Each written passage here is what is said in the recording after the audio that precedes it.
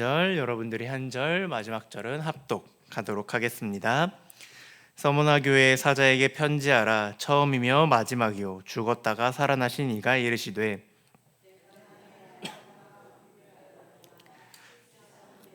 불효한 자라.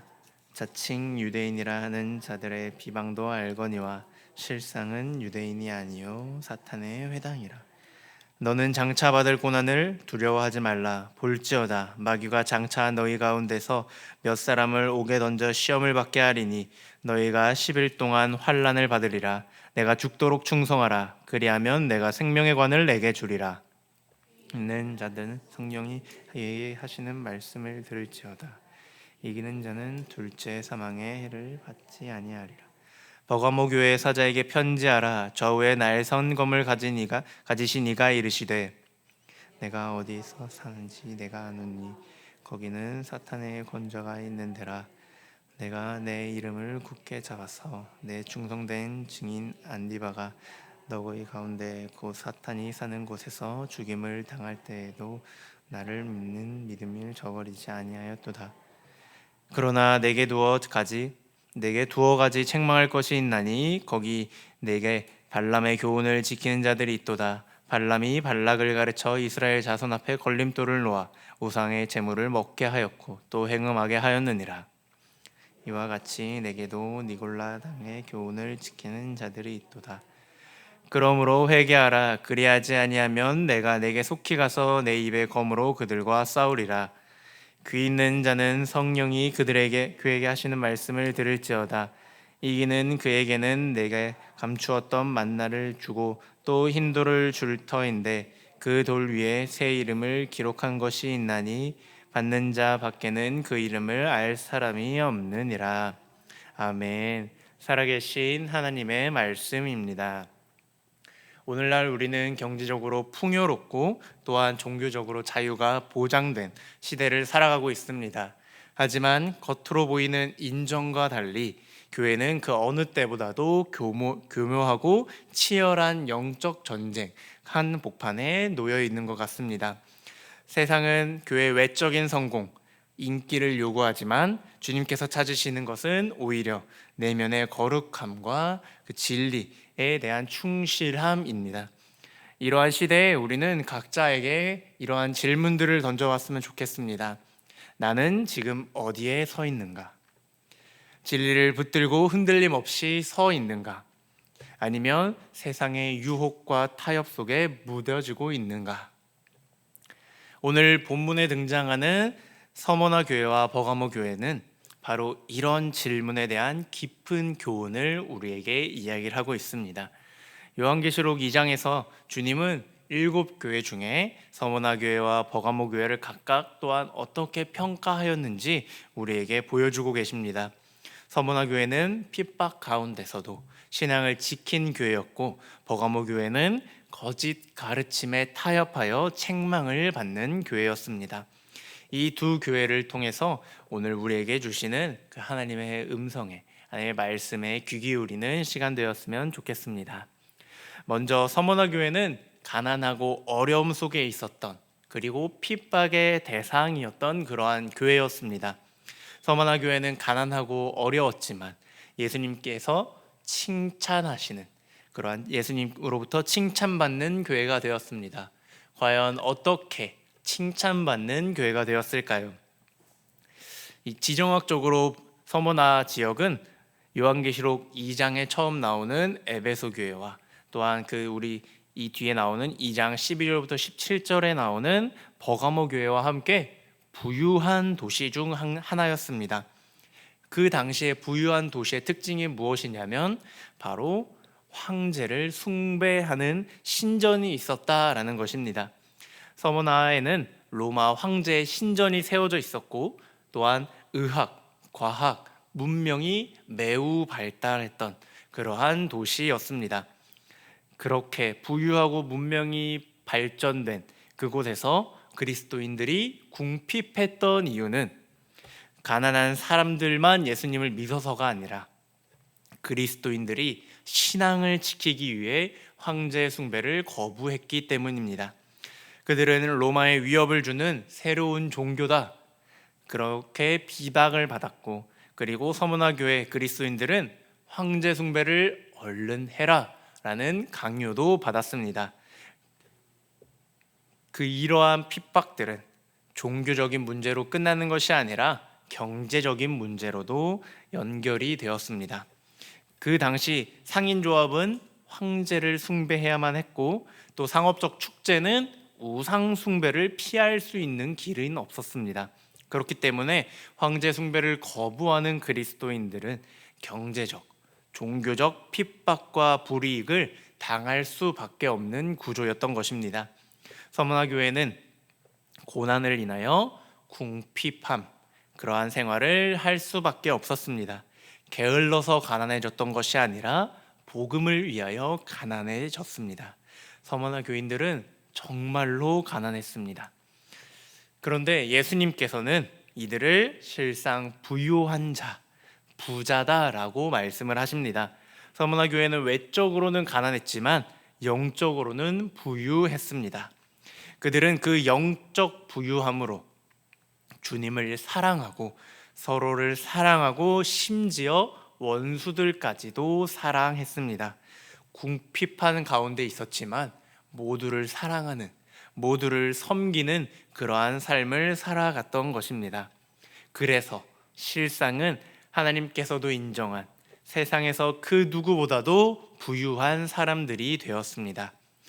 반면에 버가모 교회는 서머나 교회와 비슷한 상황에 놓여 있음에도 불구하고 책망을 받게 됩니다.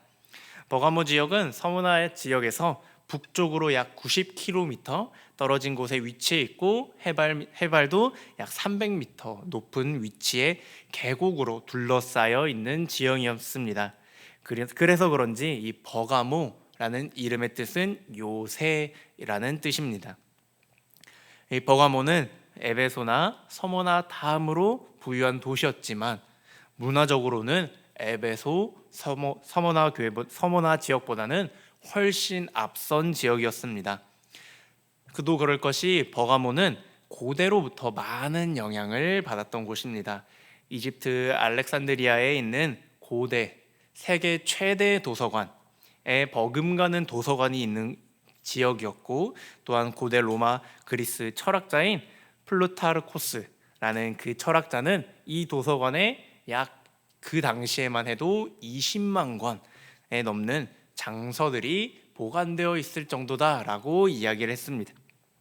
특히 이집트에서 파피루스 수입이 어려워지자 자체적으로 개발한 양피지로 많은 책들을 만들어 소장하며 로마 제국 문화의 중심지로 여겨지는 그러한 도시였습니다.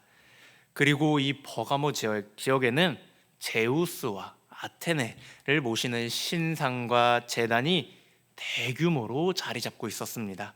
서문화보다 수십 년 먼저 신전이 세워져 로마 황제 그 가이사 숭배로 인해 기독교인의 박해는 더욱더 거센 지역이었습니다. 따라서 그리스도인이 이 버가모 지역에서 살아가는 것은 고통이라고 할 수 있었습니다. 버가모 지역은 영적으로 더욱더 어둡고 혼탁한 지역이었습니다. 버가모 지역에 세워진 교회는 당연스럽게, 자연스럽게 여러 가지 어려움에 직면하게 될 수밖에 없습니다. 그런데 버가모 교회는 서머나 교회와 달리 고난을 받았지만 칭찬보다 책망을 받게 되었습니다. 어떠한 책망을 받게 되었느냐? 바로 잘못된 교훈인 발람의 교훈, 거짓 사도로 추정되는 니골라당의 교훈을 허용했다라는 것입니다. 버가모 교회는 잘못된 가르침, 즉 율법의 때가 지났기 때문에 율법을 지킬 필요가 없다. 육신은 약하고 오직 영만 선하다. 육신으로는 아무 일도 할 수 없다 라고 주장하는 가르침을 용납하고 또 방임하기 이르게 되었습니다. 또 신자는 어떠한 상황에서도 특별한 은혜와 보호를 받기 때문에 율법이나 도덕적 규율을 지킬 필요가 없다라는 도덕 폐기론, 무율법주의와 같은 그러한 사상까지도 그 교회 안에 들어와 있었습니다. 이들은 버가모 교회 안에 들어와 영은 선하기에 또 악한 육신과 함께 우상 숭배와 황제 숭배를 해도 된다라는 이야기로 성도들을 유혹했습니다. 그러한 상황에서 버가모 교회는 그러한 성도들을 방치하였습니다. 그래서 예수님께서는 니골라당의 가르침을 따르는 자들을 엄중히 책망하시며 회개하라라고 촉구하고 계십니다. 만약 회개하지 않는다면 주님의 그 입의 검으로 그들과 싸울 것이다 라고 경고하고 계십니다. 우리는 이 두 교회를 통해서 우리에게 깨닫게 하시는 것이 있음을 발견할 수 있습니다. 그것은 무엇이냐면 바로 우리의 믿음을 시험할 때가 온다, 시험할 때가 있다라는 것입니다. 그때 우리는 그 믿음을 잘 지킨다면 칭찬을 받게 되지만 그렇지 않는다면 버가모 교회와 같이 책망을 받게 될 것입니다. 그런데 여기서 중요한 것은 칭찬받은 믿음을 가지려면 핍박을 이기는 것도 중요하겠지만 더 중요한 것은 거짓된 교훈과 끌리거나 미혹되지 않아야 한다라는 것입니다. 마지막 때가 되면 더 교묘하게 더 우리가 원하는 옳은 것 같이 보이는 말씀들로 우리를 흔들고 미혹할 것입니다. 그때 흔들리지 않고 미혹되지 않으려면 하나님의 말씀으로 항상 깨어 있어야 합니다. 말씀으로 깨어 있으려면 당연스럽게 말씀을 가까이 해야 되고 또한 성령님의 인도하심을 우리가 계속해서 구해야 하는 것입니다. 그렇기 때문에 우리는 바쁜 가운데서도 정신없는 일상 가운데서도 말씀을 가까이 하는 것을, 기도를 멈추지 않는 것을 끊임없이 우리가 해 나가야 하는 것입니다. 요즘 한국교회의 그 버가모 교회에서 가르쳤던 거짓된 가르침들이 무의식적으로 많이 들어와 있는 것 같습니다. 그들의 가르침은 구원받은 백성은 구원받았기 때문에 율법을 지키지 않아도 되고 아무 일이나 해도 상관이 없다. 하나님은 사랑이시니 죄에 대해 우리가 너무 민감하게 생각할 필요가 없다라는 그러한 이야기들, 버가모 교회에 가득했던 그 잘못된 가르침이 오늘날 한국 교회에도 조금씩 성도들의 마음에 자리 잡고 있는 것 같습니다. 그래서 그러한 마음으로 우리가 구원받았다라고 하면서 여전히 죄를 짓고 세상 사람들과 똑같이 욕심을 부리고 물질로 우상 숭배하며 살아가고 있습니다.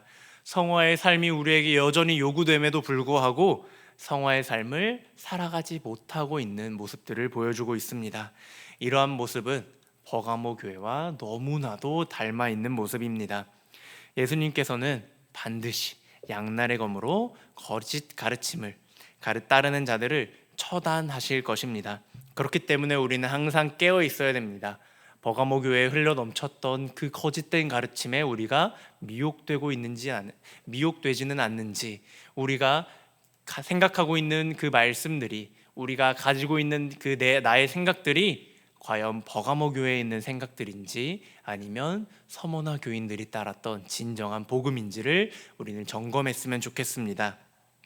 잘못된 가르침은 과감하게 덜어내고 서머나 교회와 같이 교회에 죽도록 끝까지 충성하는 우리 모든 새손의 성도님들이 됐으면 좋겠습니다. 그래서 죽도록 충성함으로 칭찬받는 또한 우리 모든 새손의 성도들이 되기를 간절히 소망합니다. 아멘. 오늘